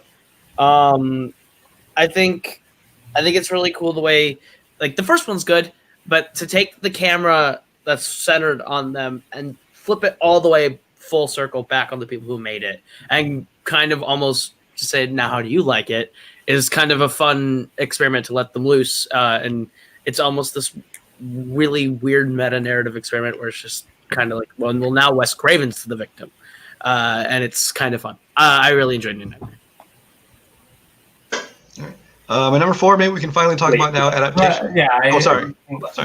So yeah, I think this is one of the few Nightmare movies I have seen, and I almost think that I lose a lot from not having seen the other ones, because from what I understand, he's more serious, right? In this, he's kind of more silly in the other sequels to the, and I kind of like that approach. He was better. serious basically in the first one, and this one he kind of got sillier. I kind of like the approach of him being more serious. I think it really works because I haven't seen this movie for a couple years, but I remember really liking the fact that it's he should be a serious and scary character because he's conceptually the scariest, I think, maybe horror monster almost ever, because you can't escape him. Whatever happens, he's always going to be there and kind of appear. I think that this is a better movie than Scream 3, but I like the sort of the parts that are about movies and the movie industry a little more in Scream 3. I think he kind of perfected that a little bit. I think the rest of Scream 3 is kind of bad, but I think the movie stuff really works. But I think it's a really interesting movie. I like some of the kills. I remember specifically the one where they're in the doctor's office, and then the little boy keeps pointing out that Freddy's there, and then she turns around and he's not there, and then it kind of escalates from there. I like that moment a lot. But I think it's a really, really good movie. I haven't seen it for a while. I'd be interested to see what it feels like watching the other movies leading into it, and then watching that as sort of a total 180 kind of flip on the franchise. Only one of those two movies has Jay and Silent Bob in it. Take that how you will. Only one of those two movies has a pointless voice changer that completely breaks the laws of what an actual voice changer is able to do, and it's very stupid. So I've only seen the first Nightmare. Unfortunately, I'm anal about how I watch franchises, so I'm not sure if I'll ever get to this. But I love the concept, and I think it's something that I'd really love to see done again. Not exactly, but I just love the idea that Craven puts forward, and it's always fascinating to me, just as someone who wants to get into writing. There aren't as many signs and billboards in this one, so I don't know how much you'll enjoy it. Deal with it. So that's a deep cut reference. Oof. Anyway. So now I already spoiled it, but next I have adaptation. Are we done with the yikes? I think that's okay. All right. Charlie Kaufman movies are kind of hit and miss for me. Some of them get a little bit too weird even for my taste. But I really like this story. It's sort of autobiographical by him in that, he's a screenwriter tasked with adapting The Orchid Thief. He gets writer's block, and, he can't figure out what to do with it. And then he ended up making a movie about a writer tasked with adapting The Arcade Thief. And he makes up his own twin brother in this thing. I think Nicolas Cage gives one of his best performances, if you ask me, aside from some of the more comedic stuff that I like him in some other things like Raising Arizona, things like that. But as far as Nicolas Cage performance, I really liked him in this. Again, it's kind of that meta approach that I like in a lot of these movies, where again he kind of made it about himself. It's kind of a circle. It's like he made a movie about himself having to make a movie about, and it was an interesting take on it. Again, a great supporting cast with Chris Cooper and Meryl Streep and himself and Judy Greer, and there's so many other people in this movie. And I'll let you guys talk about it too. I have one question for you. Yeah. Well, we get to talk about it before. I talk about it before. Yes. All bad. So yeah, I think on its face, this movie sounds so pompous. Like a writer writing a movie about a writer struggling with writer's block, trying to figure out how to write a movie sounds like so far up its own ass that it kind of comes back around and is weirdly endearing. Like for a movie that is this self-interested, I think it has such a heart to it. And especially at the end, when you have that moment between the two brothers, I think that is such a beautiful, beautiful moment. Chris Cooper is devastatingly incredible in this movie. I think he absolutely deserved the Oscar. I think like he's so dark but weirdly heartfelt, but you can't really get a read on what he's really doing. I love the Brian Cox I forgot Brian Cox, yeah. That great sort of speech that he gives them and sort of all the tips and tricks about writing. But again, this is one of those, it's such a great film about neurosis and like that process of like you read a book and you don't really understand how to come at it and you're trying to write something, but you get like a line in and you get lost. I think the sort of whole meandering way that he can't write, and then obviously he sees his brother no problem knocking out these really kind of studio pictures. I think like that's a great contrast. It's just such an incredibly heartfelt movie about a subject that sounds very, very up its own ass, but I think totally delivers, and that's kind of the genius of Kaufman, I think. Yeah, no, I'm kind of in the same place as both Brian and Paul. I'm very hit or miss on Kaufman. He either really hits for me or he really doesn't. And this is the one that like really, really hits me. I think this is like a writer's delight in a movie. Just to kind of see the first 45 minutes of him like really struggling with trying to adapt this thing, and like you feel his pain. If you've ever taken a writing class, you have read the book that Brian Cox's character has written, that story book. So for me, that was really fun to see become a plot point and that character be part of the movie. Yeah, Chris Cooper's fantastic. I love the sort of interplay where he keeps trying to write while he's trying to write the story. Then we go back to Chris Cooper and Meryl Streep's story. And I think that their entire portion of the movie is actually really good. And then the way that they all sort of intersect and come together. It's my second favorite Kaufman. I think it's a really, really great movie. I think it's Nick Cage's best performance. Yeah, I love adaptation. Okay. Brian, who are you and what have you done with Brian Michaels? See, like outside of Bowfinger, I feel like this has just been a not very Brian-y list, which is just so like adaptation is so not like what I think of as a Brian movie. Like this is what here's what I thought. I don't have a baseball cap or a love of Die Hard, but you know this movie's just up his own ass for me. Like that's what I thought you were going to say. But I'm happy you love this one. I love this movie. I think it's just incredibly well written. I think Nicolas Cage is giving the best performance of his career. And I just love all the nuances and turns this story takes about when it's faithful to what actually happened and when it starts going into the more Hollywood direction. I think that is just so interesting. And I love just the back and forth between Charlie and Donald.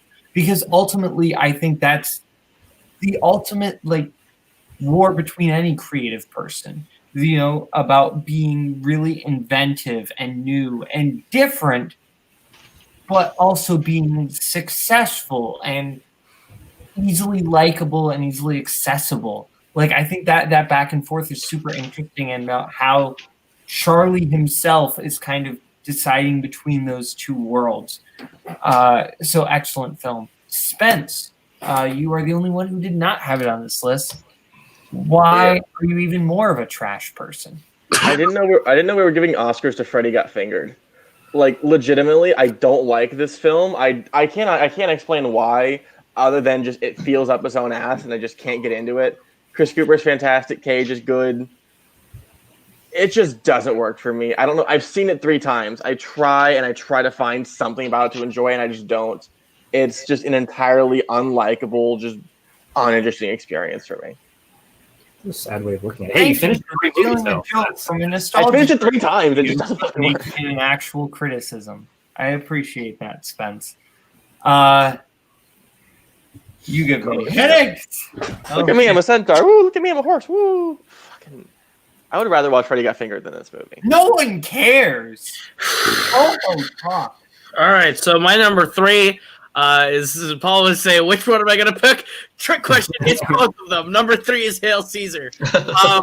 I love Hail Caesar a little bit more than Barton Fink, just because I feel like I'm the one person in 2016 that went into Hail Caesar going, I have no idea what I'm going to get, and walked out going, that was delightful, and I like it every single time more than I did the last time. I love the entire ensemble cast.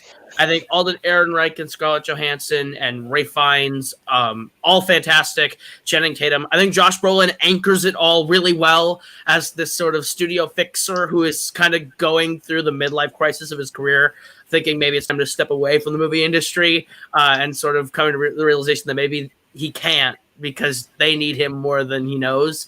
And just him trying to wrangle in all these eccentric 50s Hollywood personalities is really great. George Clooney, I think, is actually really fantastic as Baird Whitlock, as this sort of really stereotypical classic Hollywood leading man from the 50s. That's just like Clooney being the absurdist Coen brother performance that he does, but channeling it into this guy who just gets duped by this group of communists that are like, well, you should free think like us, is just really this kind of fun little subplot. I really love the movie. I think it all comes together in really fun ways. No Dames is a fantastic sequence. I think that's a really fun musical number to kind of see the Coens actually take a stab at directing a musical, even if it's just for one scene, is really fun. I would love to see a full Coen brother musical, if I'm being completely honest. But all the way through, Hail Caesar is a movie that delights, and I enjoy every aspect of it, especially the way it pertains to the movie industry. Okay, here's the thing. I enjoy this film. I am a fan of Hail Caesar. The problem is you put this over Barton Fink. Koho. I think like it's a really cool like look at like old Hollywood, and it's really nice, but it's very much style over substance for me. I like the style, so I enjoy the film, but there's not a whole lot of substance in there for me. I think when we kind of go into the communist plot, that's when the movie drags down a little bit for me. I do like this weird world. I think Channing Tatum is actually doing a really good job. I think really the entire cast is doing an incredible job. I really like Tilda Swinton, and I wish she was in the movie more. Scarlett Johansson's great. But it's just, if you would have just swapped 3 and 4, I think I wouldn't have had a problem. I love Barton Fink, and this makes me sad. Everyone else, thoughts on Hail Caesar? I really love every single performance in this film. I love the actors. I love their characters. From top to bottom of the cast, I love what everybody's doing in this film. And their individual scenes I love. The overall movie, though, the overall story was not as impressed with. To quote Kaleb Koho, one of Kaleb Koho's favorite movies of all time, Mad Max Fury Road, mediocre. Incredibly mediocre. A lot happens in the beginning. Nothing happens in the middle. And what happens in the end. It just feels very bloated and uninteresting. I think the performances are fine, but the movie around them just doesn't interest me whatsoever. I couldn't tell if you were describing the movie or your points total in a match. Jesus Christ. For a long time, I was sort of also in the camp of like, this is pretty good, but I think I rewatched this because I know Kaleb Koho this past week, and I think it's kind of actually underrated in the Coen Brothers canon. I think especially all the stuff that takes place on the sets is like incredible. I think the numbers, the Scarlett Johansson whole performance in the water. I think that Alden Ehrenreich is like maybe my favorite supporting performance of 2016. I think like he's strikingly incredibly good, and it's kind of sad to see sort of his career sort of wobble after this. But I think the movie's really smart in the way that it sets up these oppositions, where it's like, you know, these hyper masculine leads who like turns out got their starts and their careers from taking place in like these illicit sexual acts, and you have the supposed freedom of all these studios with the fact they have these meetings with all different religious leaders saying like, is the portrayal of Jesus okay? I think the Coens are so good at creating those contrasting images that sort of highlight the ridiculousness of this entire scenario and this entire industry. So I think that this is one I think I'll continue to get more and more from when I go back to it. Some of the stuff with Eddie Mannix himself and some of the stuff with the communist cell, I'm not as connected to, but I think in terms of the way it presents its ideas, it's really incredible. And they're really good visual stylists. And this is kind of one of the rare films where they really get to show off the different types of filmmakers that they could be if they're interested in other genres that they don't really dive into, Jeff. Okay. Spence, let's move on to your 3. In the rare pick of me making a good decision, my number 3 is Singing in the Rain. Yikes. Thank you. Okay, Paul. My number 3 is my favorite film noir. It is my favorite Humphrey Bogart movie and performance. And the film is 1950s In a Lonely Place. Humphrey Bogart plays this really enigmatic screenwriter who's tasked with creating a book. He has an assistant that he meets come home with him and help him read it. And then all of a sudden she is killed, and he's sort of suspected for potentially being the subject. And it's really, it's such a good portrait of this tough-nosed Hollywood kind of outsider who has like a total block in the creative process until he has someone come into his life that sort of totally changes the way that he approaches screenwriting, and it suddenly fixes all of his problems. I think that the romance in this film is incredible. It's got one of my favorite film quotes of all time, sort of near the end. It's striking. It's visually stylistic in such a satisfying way. I think that the Bogart performance is incredible. He's got so much power, but also like you see little tiny cracks here and there of him sort of giving away a little bit of what his persona is sort of playing off of. But it's sort of the best of this Humphrey Bogart tough guy veneer kind of movies, and I think it's such just an incredible film noir. And it's a great story of like the kind of weird figures that screenwriters sometimes are. So yeah, one of my favorite movies ever. But it would be maybe 2 or 1 if it was like more centrally about movies themselves, I guess. But I think it's just it's too good for me to deny having it this time. Yeah, I had not seen this movie, and I had vaguely heard about it, but I didn't really know much about it. I didn't even know it was a movie about movies. This is fantastic. I think this is Bogart's best performance, I'd say. Maybe like probably tied between this and African Queen for me. But I think he's absolutely incredible in this. You do get this sense of unease throughout the entire thing. It's a really great mystery that doesn't really focus on the people trying to solve the mystery, which is fantastic. It's more just this relationship that happens to just be adjacent. And you don't even know the protagonist. Like, he's the protagonist, but you don't even understand who he is, and that's such a weird puzzle box. Exactly. Like, we don't know if he's the killer or not, which is just fascinating. We don't know if we're being asked to sympathize with a cold-blooded murderer, which is just really fascinating. I think this is an excellent film. Nicholas Ray, I think, and he went on to do Rebel Without a Cause. And that film also fantastic in my opinion. So overall, really enjoyed this one. Has anyone else seen it? I have not, but this sounds like a movie that I would really enjoy. It is. What? I think Patrick H. Willems said it in a video recently. That's the most I can contribute. Good for you. Do you want a cookie? Yeah. The Brian. Ben Gazzara and Diane Lee's cookie, highly acclaimed. Brian, did you have thoughts on? I have not seen it. Okay. Brian's. Right? Yeah. My turn? Okay. My number 3 is actually, I think, my most recent one on the list. It's 2017 Japanese film, One Cut of the Dead. This was a little hard to talk about without spoilers. It's basically, there's a group of people trying to film a horror film, trying to film a zombie film. And the first half hour of the film is just you're watching this zombie film. And then it takes a hard right turn after that, and you kind of get a whole new perspective on everything that's been going on. It's one of those movies that's made to look like it was filmed in one cut. That's the title. Although I think actually the literal title is "Don't Stop the Camera" if you translate it directly. But again, I don't want to spoil anything. You should all check out this movie, but it's fun. It's kind of a fresh take on the zombie genre, which is kind of hard to do because kind of everything's been done. But it's very creative. It came out of nowhere. I had never heard anything about this. I don't know anybody in it. It came out. I think you can watch it on Shudder if you get a free trial through there. But it's definitely worth checking out. And I want to talk more about it, but I want you to find out for yourself. So, yeah. This is a movie that I had heard little rumblings about. I know Jake Marangoni really liked it. I know Paul liked it. I know Kirk liked it. This movie is really, really good. I'm not the biggest horror guy. This is a horror film I really enjoyed. I don't want to talk about it too much because the twists and turns that this movie takes are really interesting. After the first half hour, the complete shift is just, and then the structure of this movie is so fascinating and interesting. I highly recommend this one. I recommend whoever watches it tries to know as little as possible and just jumps into it. It's super fascinating. Has anyone else seen it? I know Paul has.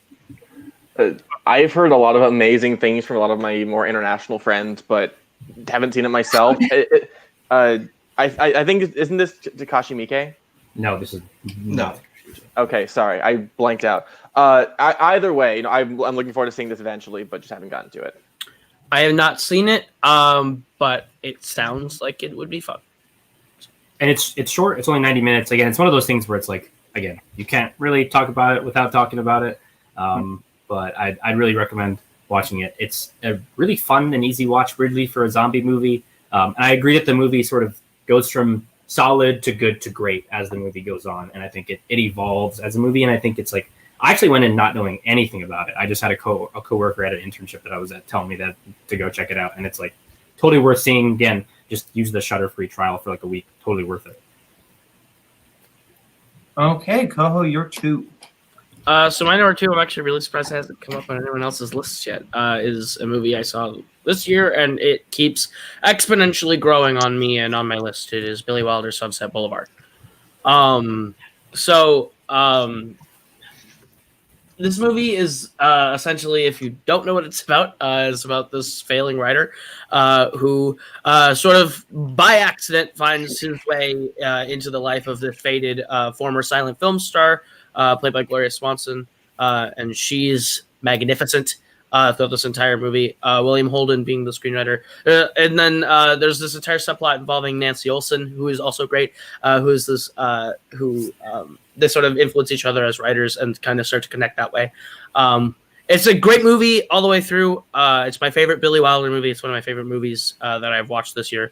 But I think this movie is so thrilling in a lot of ways, and you kind of know where it's going. Well, you do. You know exactly where it's going from the first scene because they tell you. But you sit there the entire movie wondering how we're going to get there and how this is going to work out. And I think it's a great exploration of sort of in the moment in the 1950s what the Hollywood film industry was at that time, while also telling this really great story between this faded star and this failed writer. And I think it's a really great film all the way through. This is a movie that when I saw it in high school, I didn't love. I kind of thought this one was a little overrated compared to some of other Wilder's work. But I revisited it recently, and I enjoyed this film a lot more. I think Gloria Swanson as Norma Desmond is incredible. She deserved the Oscar that year. I haven't seen Judy Holliday in that movie, and Born Yesterday, so I can't speak on that, but I still think it's absolutely incredible. And I think overall this movie takes really interesting turns. I think William Holden is incredible. I like the relationship between Norma and Max. I think Max is just a really kind of fascinating character. And just the way that things slowly get darker as Joe kind of leans into an obsession is really interesting. This is a really good film. I still have problems with some of the narration, which I think over-explains a little bit. But overall, I think still a really great movie. So right now, this is the least favorite of my 4 Wilders that I've seen. But that's not an indictment against the film. I just need to. So I'm still in the headspace that Boatman was in high school. We're just, oh, it's overrated, whatever. And I really want to revisit it. I just haven't gotten around to it. And I'm sure my opinion would change. Just right now, I'm not super high on it. Okay. I've seen it, and I really like this movie. It just didn't quite make my list. It was definitely on my list when I was brainstorming, though. Yeah, I really like it. I knew that Koho would have it, so I think it's sort of lost out in contention for me because of that. If I was going to have a sort of 50s studio movie, I think that Bad and the Beautiful or All About Eve is sort of a little more my coloring. But I think that, I mean, it's a really great movie. William Holden's like my favorite American actor, probably of all time, so I'm going to pretty much watch anything that he stars in. Yeah, I kind of agree about the narration a little bit, and just for some reason it didn't totally hit for me in that same way, but it's also been a little while since I've seen it. So I'd be kind of curious to come back to it and see if I get more out of it this time. I hate narration in general in film, but I think this is one of the rare instances where Wilder makes it work for the most part. So, All right, Spence. Ooh. My number 2. I don't know why I'm blank. So I'm just going to build it up as I open up my laptop. Yeah, so I think this is the best version of Boatman. Yeah, my number 2 is A Star Is Born. I think it's the best version of the story. I think it's an immaculate, perfectly made film. This is my one of both 10 out of 10, so it's going to be a fun time. I will defend this to my last dying breath. I think this is Judy Garland's absolute best performance. It made me fascinated with James Mason as an actor to the point that I want to dive into his entire filmography. I think that... So I watched this right before the 2018 Star Is Born came out. So I went into it just like, okay, let's see what the movie's going to be about. And I was absolutely floored. I think the movie has a lot to build off of from just the idea of who Garland was as an actress and our sort of recollection and our idea of how she was treated in Hollywood, paired with just the really sad and just abhorrent just downfall of James Mason's character. And on top of that, just as a musical sequences of the film, I think are wonderful. I think they're really interesting. And it's the best version of the story, and I don't think it can ever be beaten. This is one I haven't seen in a while. I saw it in high school, and I remember enjoying it. I think Judy Garland is fantastic. I like a lot of old classic Garland movies like this and Meet Me in St. Louis. But I think overall, just comparatively, I prefer the Lady Gaga update. I don't know if I would call the 54 version like a top 10 movie about movies. I think overall, the movie's, I remember, not spectacular. Maybe I need to revisit it. Everyone else thoughts? I have not seen this version. Yeah, this is pretty close to me, I think, with the 2018 one. I mean, it's definitely better than the Barbra Streisand one. But I think it's a really good portrait of sort of the idea of the ingenue and sort of the new actress who gets sort of taken under someone else's wing. And I think it's got a great portrayal of that. I think the James Mason performance kind of loses me a little bit, which is what knocks the movie down a little bit for me. But I think it's a really good movie. I haven't seen it in probably, 4 or 5 years. But I remember at the time I was really impressed with it. I haven't seen a lot of Kukors kind of in a long time, actually. But yeah, I think it's great Garland performance. Again, really interesting look on Stardom, but it's not one that I necessarily connect to super deeply on a personal level. in Minnesota, you are required by law to watch everything that you can of Judy Garland, or else you're not Minnesotan. So I've seen this one. I like 2018's more. I think it's just a better version, a better take. But there's nothing wrong with this one. I just didn't love it as much. It's been a long time since I've seen it, so. We have the same law in Iowa, but with Tom Arnold and Ashton Kutcher, so got the better end of the stick. I'm sorry. I also have Bob Dylan and Prince of the Coens, so you can just go back to Corntown. Yeah. Okay. So continuing our run of movies people on the panel probably haven't seen, sadly, one of my favorite movies of all time. The movie is called Afterlife. This is by Hirokazu Koreeda, who directed Shoplifters. People might be familiar with that film. But essentially, I've talked about it on the show before, but basically in this world, when you die, you are taken to sort of this waiting area where a crew is there, and you choose a specific memory from your life to be made into a film, and they shoot that as a film. They shoot it themselves, and that is sort of your eternal memory. And I think the idea of films as memory and as our existence kind of permanently is so interesting.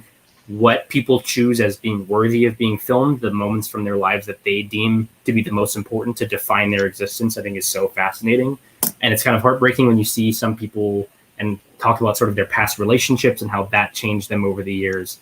But it's just an incredibly moving and beautiful movie with an incredible concept. And it's just one that I continue to get more the more I go back to it, and could not recommend this movie high enough. It's on YouTube if you want to watch it. It's got subtitles. I think it's in pretty relative HD, probably as high definition as you can expect, even find like a DVD copy of it or something. But it's just a movie that when I saw it, I just fell in love with it, and I love revisiting it every few months. And I think it teaches me kind of about life and how movies can mean more to people, I think, than you might expect. So, yeah. You know how you make a great movie? You take a dramedy. You make it about what happens after you die. You make it about memories, and you put the word life in the title. Both Defending Your Life and Afterlife, both great movies. I really enjoyed this one. I didn't know a ton about this one. I know Paul had recommended it a couple times. I was very impressed with this one. I think this one had a lot of really good emotional moments, some kind of funny moments. And I just love everything with them actually trying to like recreate the memories. I think that stuff is just super fascinating. It's a very like lo-fi portrayal of the afterlife, which is really interesting. I like that a lot. This is like a mailroom. It's like a regular office. Yeah. Like you would not think it was the afterlife I'm looking at, but I think it's a really fascinating film. I'm surprised this one doesn't get talked about more, probably because it's a foreign film. But even then, like in the oeuvre of foreign films, I don't really hear this one mentioned. I highly recommend this one. It's on YouTube, like Paul said, which is where I watched it. It's really, really good.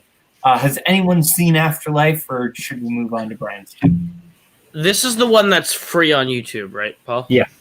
Okay, this has been sitting in my watch later for like since the last time you pitched it, so I will watch it now that it's come up twice. I mean, I can talk about the actual Albert Brooks movie that could appear on this list, but no, I haven't seen this. I have not seen. I hadn't even heard of it until just now, so I'll have to check it out. Okay, Brian, you too. My number two is a yikes from earlier. It is Ed Wood. Yikes. Still yikes. Okay. Alrighty, so we're gonna go ahead and talk about that Yikes Expenses number 3. My number one's Singing in the Rain. So Singing in the Rain, I think is a fantastic movie all the way through. I think the way that it just focuses on that sort of classic stardom that was going on at the time through Don Lockwood. I think Don Lockwood is actually a really fascinating character to focus on, just because he starts out kind of a dick, and just that sort of trajectory he goes on, falling in love with Debbie Reynolds, who I think is excellent. She is actually probably my favorite performance in the movie. I think there's a lot of lines that she actually gets to deliver in this movie that are super ahead of its time and super relevant today. I meant to bring up examples and I didn't, but like the entire car ride where they're talking together, I remember watching recently and just being blown away that was in a movie from the 50s. And I think the standout that everyone loves to talk about is Donald O'Connor. I think he's so fun and he's so fantastic. Make him laugh is a great sequence. I think my favorite song in the movie is Good Morning. I think just the way that those three characters get to sort of interact with each other, the choreography through it is really great. But yeah, through and through. I didn't even get to touch on Jean Hagen. She's phenomenal. And my favorite line that my mom will quote to me all the time is just and I can't stand them. I think that sequence is fantastic. I think she gives a great performance all the way through. And the sort of turn that she takes towards the end is really great. And she's one of the more refreshing movie villains I've seen in a while, and I wouldn't even necessarily call her a villain. I would just call her an antagonist in a way. But I think this entire movie is fantastic. It's a great musical. I think it also just focuses around a really fascinating time in Hollywood, because when they first made the Dueling Cavalier, it's like, oh, whatever, like it's going to do big, and then it's like, oh, it sort of sucks. Let's transition into sound, because that's the big thing going forward, and how they have to suddenly just restructure the entire film, and how they have to get new people involved into making it the Dancing Cavalier. And I think just every musical sequence is not perfection. The only reason this is my 3 and not my 1 or 2 is because of the ballet sequence, which just really takes the film down. But I think everything else around it is just utterly brilliant. I think it's just hilariously funny. Again, Donald O'Connor, Gene Kelly's dancing is phenomenal. Make Him Laugh is one of the greatest musical sequences of all time. This is one of my all-time favorite films for a reason. I just love just looking back on it and just thinking about everything the film did. And if I ever show someone who's like, oh, I don't like musicals, this is one of the first ones I show them because it is endlessly rewatchable and just an hour and however many minutes of just endless joy. Okay. Yeah, I really love this movie. I think my favorite part of this movie is Donald O'Connor as the more classic comedic actor, more off the silence of like a Buster Keaton. And I think he is just so much fun in this movie. I think the Make Him Laugh number is probably my personal favorite. It's just so much fun, but I love this cast in general. I think this is just such like a delightful musical, and it's a love letter to that era of Hollywood, which is just fantastic. The one thing that brings it down for me, and I think it's kind of the one consistent criticism about this movie, is the Broadway melody sequence towards the end. It's a good sequence and a good idea. It just goes on so long that it feels like it brings the rest of the movie down. But overall, I do really love this one. So good pick, good number 1. Brian, Paul, thoughts? I feel like this way. I feel a lot about old musicals in that I really love the songs, and the musical numbers I think are very well done. The stories I think are kind of weak and just kind of made there to string the songs together. So it's kind of the same as Hail Caesar in that there are a lot of scenes that I really love in this movie. Just overall, while I enjoyed it, I was kind of like not quite as impressed.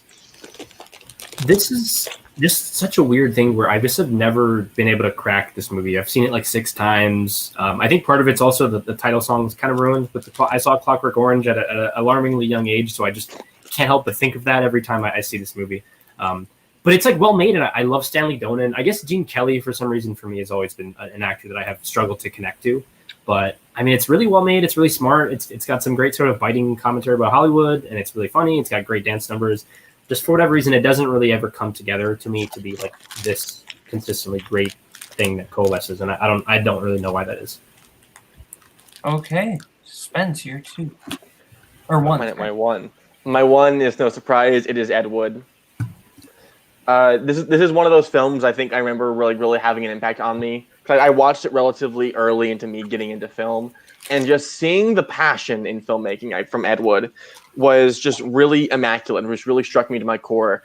This continues my fascination with Johnny Depp as an actor just before the 2000s.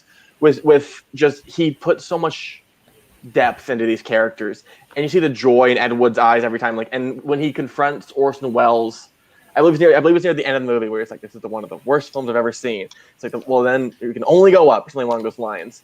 And just having this utter drive for that, as well as just Bela Lugosi's character, just the way he approaches filmmaking and his friendship with Ed Wood, and then the way it caps off with just the footage of him at the end, just at his house, just looking at the flowers, just living life. It's a movie I just look back on with such warmth, and I want to just live in it forever and ever. Yeah, I had this at my number 2. This is a movie that I really love the style of it. I mean, Tim Burton kind of back in the 90s was kind of right up my alley when he was making the things like the Edward Scissorhands and this, and even back in the 80s, the Pee-wee and Beetlejuice, yeah. But I just really love the style of it. I love that they did it in black and white. As Johnny Depp he's the first time he'd really kind of done like a kind of a big over-the-top character. This is pre-Jack Sparrow. This is pre- Fear and Loathing, all those kind of things, and he kind of just played this guy with like this blind optimism. He's like, no matter what, we're gonna do this. And I just love the way he played that. Martin Landau, of course, great as Lugosi in his the end of his career, and I just thought it was a very well done film. Yeah, this was my 5. I think this is Johnny Depp's second best performance of his entire career. I was not expecting this from him. Yes, Jack Sparrow is a magnum opus performance. Come at me. Anyway. But anyway. Sorry. Oh, yeah. Okay, you're right. My bad. No, but I think I went into this not expecting a whole lot just because I watched it because I was like, this is probably a big one I should just see, and we'll see how it gets on. And I ended up really loving it and being really taken aback by the style of it. I think Tim Burton directs this movie extremely well, and I wasn't expecting that as someone who has mostly seen things he's made post the year 2000 more than the things he's made pre-2000. And I think his eye for the style of how he puts this movie together, from the opening to the closing, the titles coming across the tombstones, he who shall not be named coming out of the coffin at the beginning, just kind of this great sort of style putting together. Martin Landau is absolutely incredible, deserved his Oscar as Bela Lugosi. It's a phenomenal performance in the way that he just kind of conveys this sort of larger than life figure and kind of then deconstructs him down to the man that is behind the name. I think Vincent D'Onofrio does not get enough credit for his one scene as Orson Welles. I think that scene is really great, and just the way that he just kind of brings that entire real life person just to life and how they kind of connect them. Yeah, I think Elfman's score is actually really good and underrated from this as well. But yeah, on the whole, this is a fantastic movie that I was not expecting to love as much as I did. Okay, Paul, or no, I talked about it first. I am bad with remembering how this show works from the host perspective. Anyway, I think that this movie is absolutely incredible. I think that Johnny Depp, this is my favorite Johnny Depp performance. I think this is him at his most earnest. Ed Wood is such a likable and charismatic character. You completely want him to succeed, but you also want him to understand that he's not good, and you feel bad for him in a sense, but you also feel a little frustrated by the fact that he just doesn't see the obvious. There is actually a couple of comparisons I can think of in this community that Ed Wood kind of reminds me of, but I think overall Ed Wood is like, it's just a super fascinating movie. This is my favorite Burton movie. I think that the relationship with Bela Lugosi is fantastic. I love everything. I love the just random cast of characters like Jeffrey Jones in this movie. The two, okay, not as a person in this movie. In this movie, I know it's very good. Jeffrey Jones, the actor, not the rest of it. I wasn't going to say his name, but okay. Respect Howard the Duck, man, okay? Anyway, I also like Sarah Jessica Parker and Patricia Arquette's characters. I think they're really great. Overall, I think this film is just absolutely incredible, and Burton adds like so much atmosphere. I wish he would do more like movies like this and like Big Eyes, because I think this is where he really shines for me, is these more grounded films with just a little bit of Burton magic. So yeah, I mean, it's a great movie. I think that on its surface, it seems like not as much of a Burton movie because it doesn't have the weird visual stylings, I think, of a lot of his movies. But I think at its core, it is the ultimate Burton movie in that it is about an outsider who thinks he's not accepted by his peers and sort of is making his own thing over on the side. It's such a loving portrayal of Ed Wood too. You know, like I think a lot of people would play it like the disaster artist, make fun of him, see how ridiculous of a person he is. But I love that Tim Burton he loves who he was as a figure, as a creator, as an artist. Yeah, Patricia Arquette rules in this movie. She's my favorite performance actually in the movie. I think she's so good. But yeah, I really love this era of Burton. I think when he still was yet to sort of break in as a big director, I think that's when he was at his best, just because he still felt like he could relate to these outsider weird characters. And now it just feels like he kind of doesn't really live in that zone anymore. So it's hard for him to get grounded back again. But yeah, I mean, it's a great movie. Not my favorite Burton, but it's definitely up there, sort of in the upper tier, I think, for me. Yeah, it's really good. Okay. Yeah, we go to Paul for your number one. My number one is funny, dark, clever, and with a stroke. Of course, I'm referring to Robert Altman's The Player. One of my favorite all-time movies. The first time I ever got to see this was on film in a theater in college, and it kind of changed. It changed my perspective, I think, on movies like this. I didn't know that you could make a movie that was so knowing but so dark. It's just hilarious. You know, you get Fred Ward in the beginning talking about iconic opening shots, and then this has like a longer opening shot than any of them. There's, I mean, even little jokes when Larry Levy's talking about going to an AA meeting, and he's like, "Oh, you're an alcoholic?" He's like, "No, but that's where all the deals are getting done these days." Like all the clever little wry jokes. I think this is like an immaculate Richard E. Grant performance when he's pitching Habeas Corpus, his film about it's got to be serious. No stars. That stuff is so funny. And I like that it uses the romance and sort of the murder as like devices, because they're not even really that important to the movie. The movie is about the in between, and I think it uses those to get around. But I like the stuff that happens in between those scenes. I think that stuff is it's such a biting and acid filled movie that I think has so much hatred, but so much awareness, kind of what the industry is about. It's so good.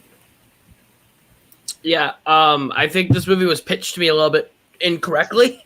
I came into this looking at it from the this guy's life is in danger aspect, but I couldn't care less about that part of the movie the further we get into it.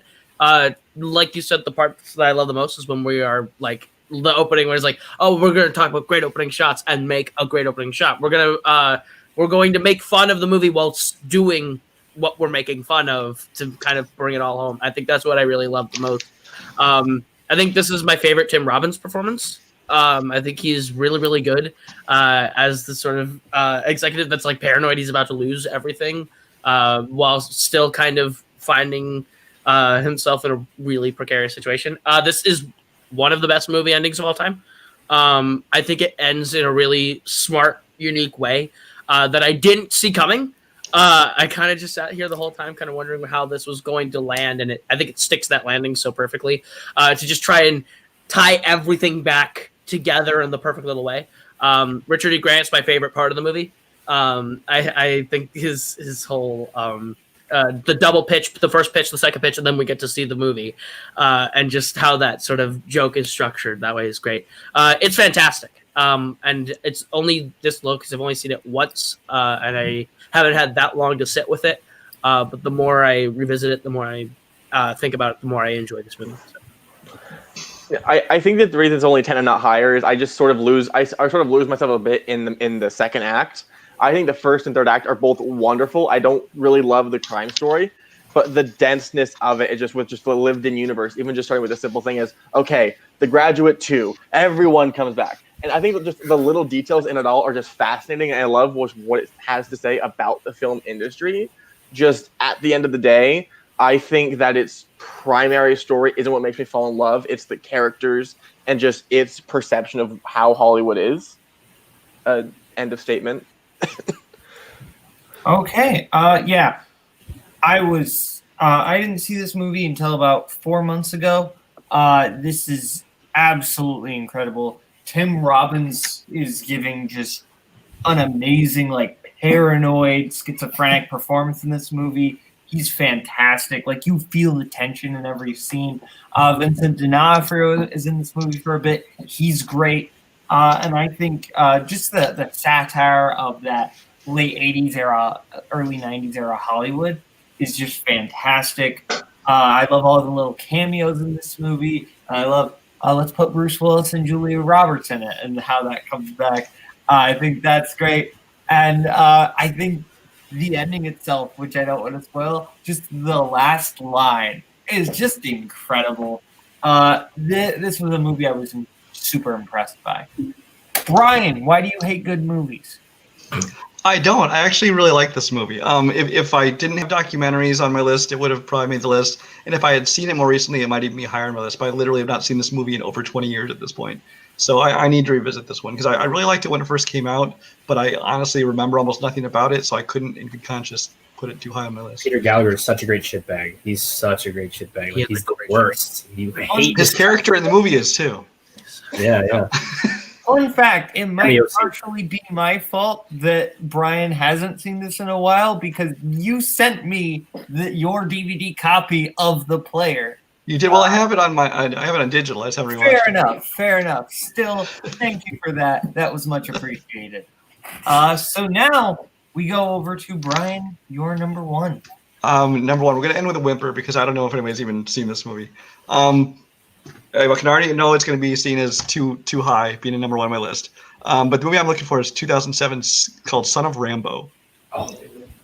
Now, this is a movie. It's about basically a kid. He's kind of he's very sheltered. He's not allowed to watch any TV or movies, things like that. And he goes to school, and there's another kid there played by a very young and much shorter Will Poulter, who's kind of the bully, the troublemaker. And the two of them kind of hook up with this shared dream of kind of wanting to make a movie because he sees like I said, he hasn't been able to watch any movies. He manages to see a copy of Rambo, First Blood Part 2.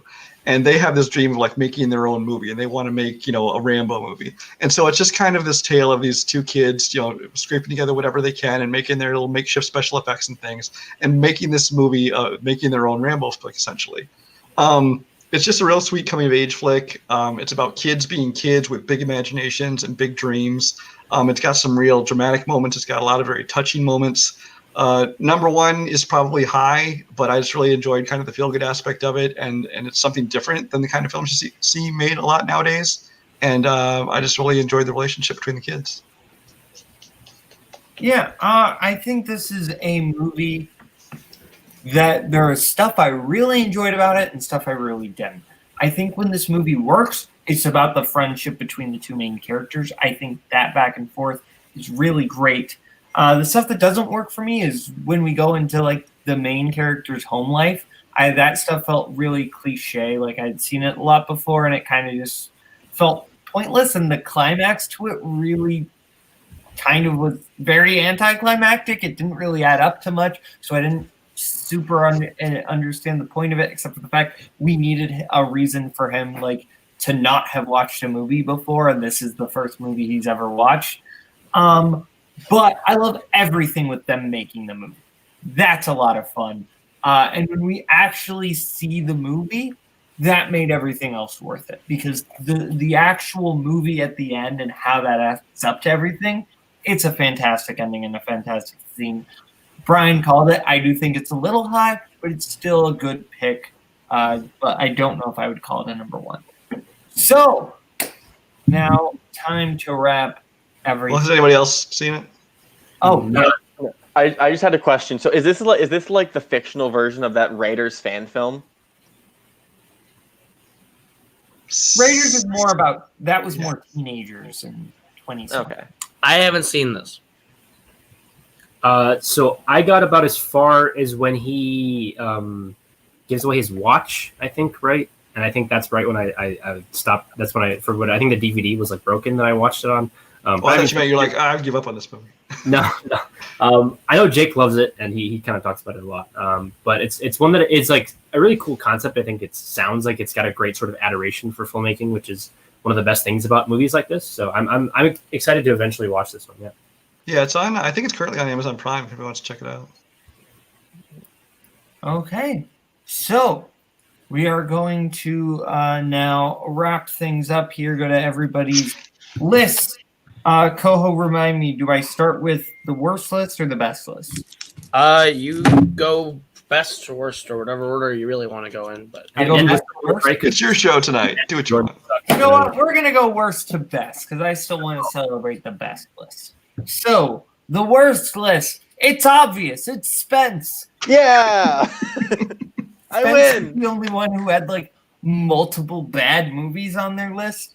I don't like The Artist, and I really did not like My Week with Marilyn. It's called My Week with Marilyn. But Spence does redeem himself a little bit with Ed Wood.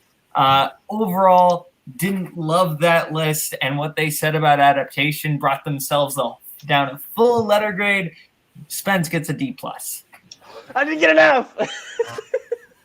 Okay, now we go to the next list. Who gets a B, which is Brian. Brian had a list that really surprised me. There were a lot of movies that did not feel like Brian movies. Overall, I enjoyed this. The thing that brought his list down was Bowfinger and Son of Rambo, Little High at 1, but Ed Wood adaptation. That's a strong list, and he made me watch some new movies that I had not seen before that I really enjoyed. Okay, I'm going to jump right to the best list.